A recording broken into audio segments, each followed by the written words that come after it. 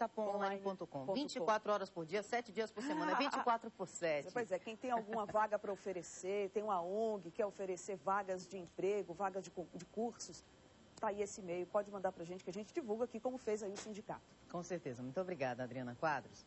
Agora a gente vai conversar sobre a nossa juventude. Estamos recebendo aqui a promotora de Justiça, doutora Marli Barreto. Bom dia, bem-vinda, muito bem-vinda, muito obrigada. Bom dia, Daniela. Obrigada a você. Ela é do Ministério Público e ela trata dos nossos jovens. Eu estava conversando no intervalo, ela me dizia que é muito difícil, não tem lugar. Esses meninos entre 15 e 17 anos, parece que aumentou em mais de 60% o envolvimento, de acordo com o Ministério da Justiça, desses jovens com o tráfico. E não tem onde colocar eles aqui, não é, doutora? Nós estamos vivendo uma situação muito difícil, eu diria que uma situação caótica no que diz respeito à política pública no município de Salvador em relação a essa clientela.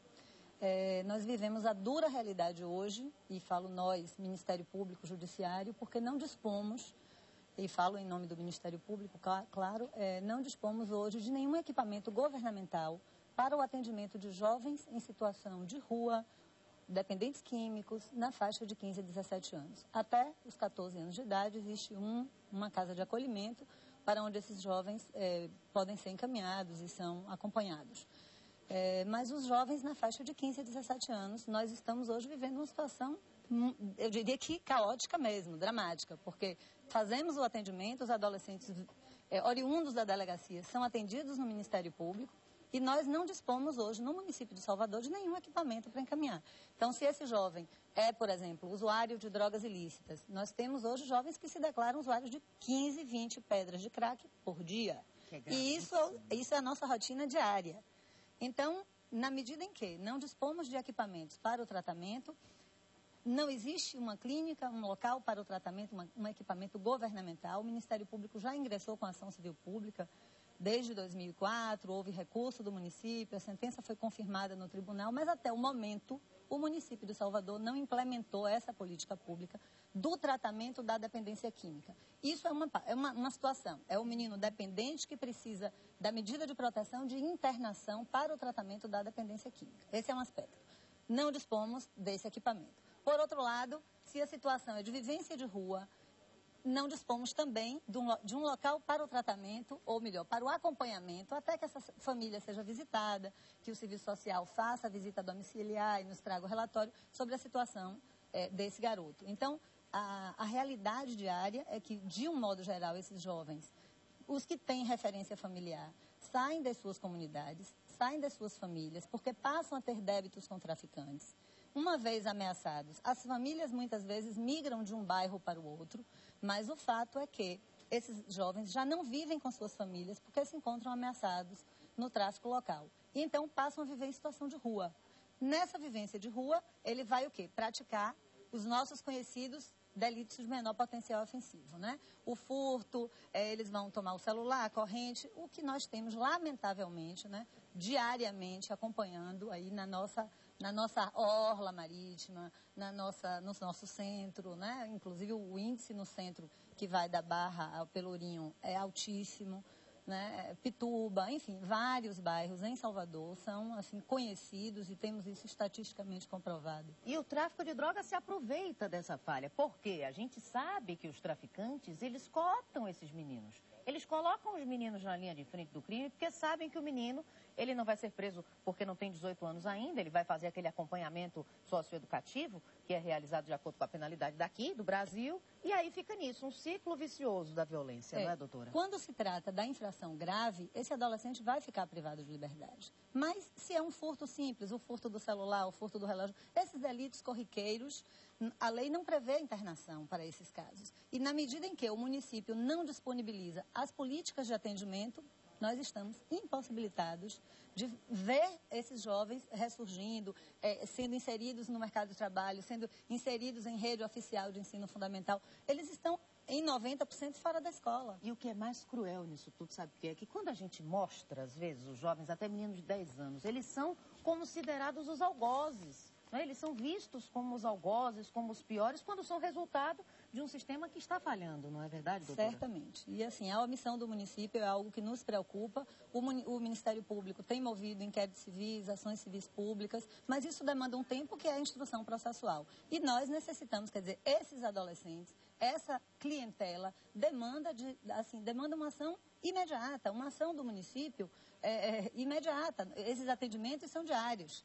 E, assim, eu diria que hoje o objetivo é mobilizar mesmo a opinião pública no sentido de que o município precisa disponibilizar esses serviços para que esses jovens possam ser atendidos e saiam desse ciclo de praticar infração para comprar a pedra do crack, e aí ele usa o crack, furta novamente para comprar outra pedra. Quer dizer, esse é um ciclo vicioso, e vicioso estrito senso, aí no sentido mesmo da manutenção da dependência do crack.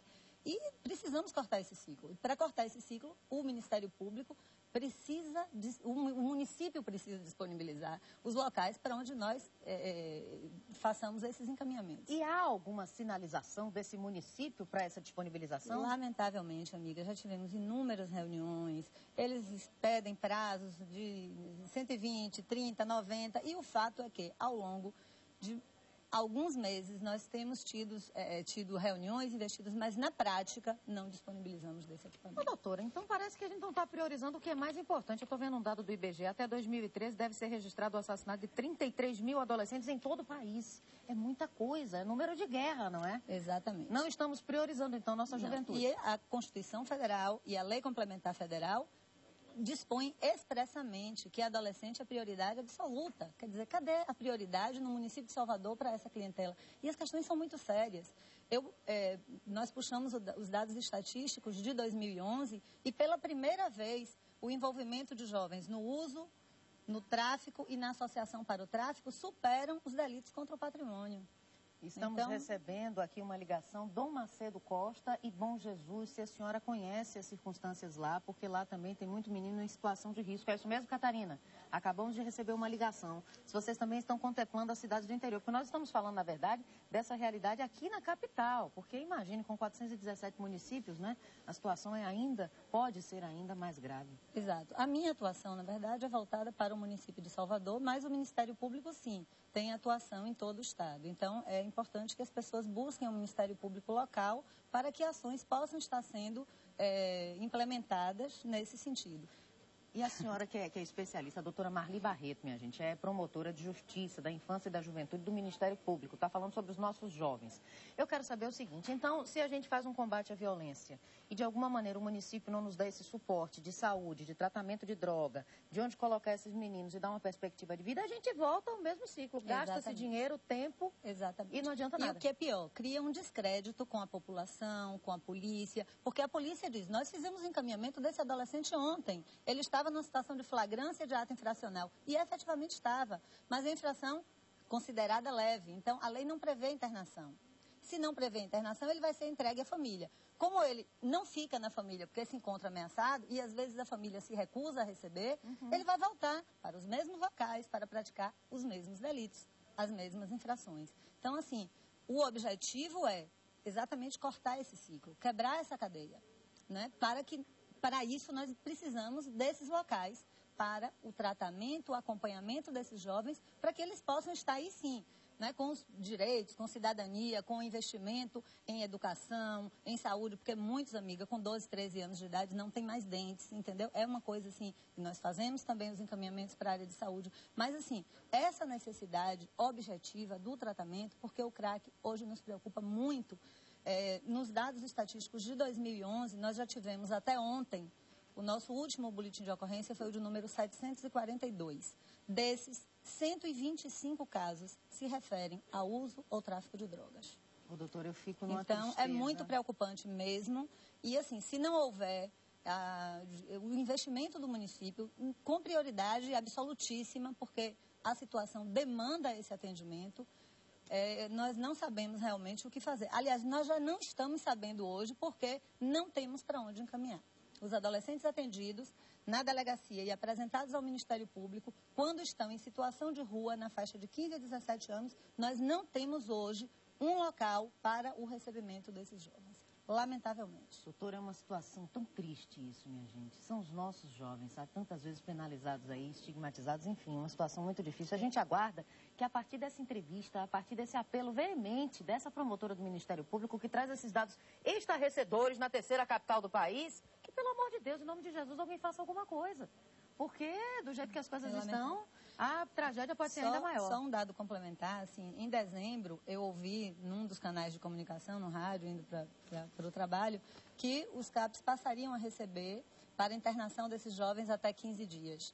E eu cheguei feliz na promotoria, falei com a nossa assistente social, nós temos uma demanda reprimida de jovens que pedem tratamento, em mais de 30 hoje. E eu falei, então, já providencie alguns, aqueles casos mais graves, até antes que morram. Porque, lamentavelmente, é esse o destino, tem sido, a gente já tem visto muitos morrerem. E pedi para ela, já seleciona alguns, e ela, para minha tristeza, disse, olha, doutora, a equipe não está treinada para a internação, só fazem atendimento ambulatorial. Isso em dezembro. E até hoje, a realidade é a mesma. Olha, doutora, eu lhe desejo boa sorte. Conte com a gente nessa luta, viu? Obrigada, admiro demais o trabalho de vocês. Obrigada. Bom trabalho. E que os nossos jovens, obrigada, doutora Marli Barreto, pode ficar sentada, do Ministério Público. Que situação triste, rapaz. Isso é de cortar o coração. Eu choro tantas vezes quando eu vejo, eu choro muito, sabe? Quando eu vejo assim, um menino preso no meio da polícia e todo mundo, ele sabe o que ele está fazendo, ele é menor, mas ele sabe. Quem deu o que para ele? O que é que a sociedade dá para esse menino? Qual o suporte que esse menino tem? Veio de que família? Sequer teve família. Aí depois fica aí nessa situação, quando é encaminhado